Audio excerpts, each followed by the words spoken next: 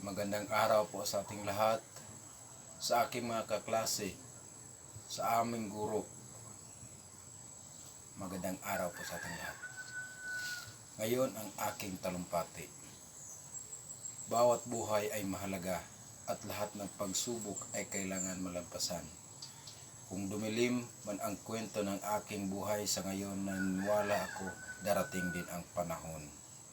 Sa ngayon, ako'y nagpapatuloy upang makamit at ang minimithi at pangarap upang matatagumpayan ang hamon ng buhay.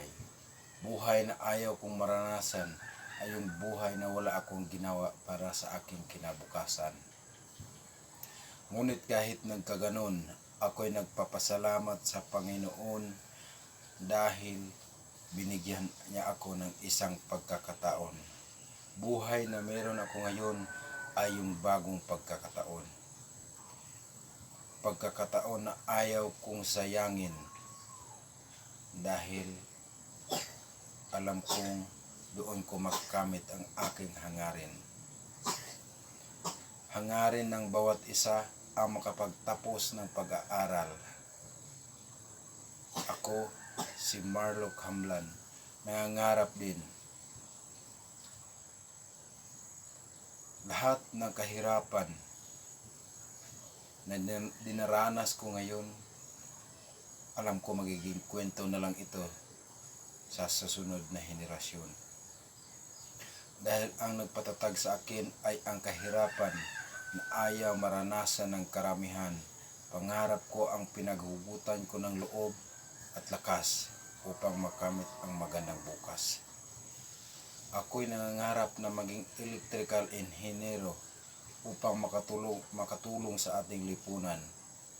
At alam ko, paaralan lamang ang tanging paraan upang makamit ang magandang kinabukasan. Pangarap, isang bagay na gusto nating makuha, puno ng pag-asa, pag-asang paglugmok ng bawat isa.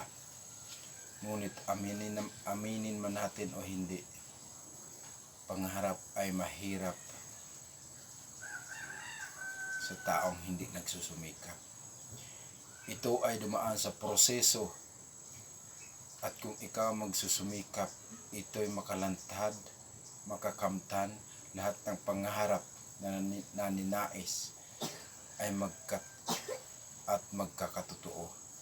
Kung sabayin natin ang panalangin at siguraduhin natin, hindi lang sa salita, lagyan din natin ng gawa. Salamat at magandang araw sa ating lahat.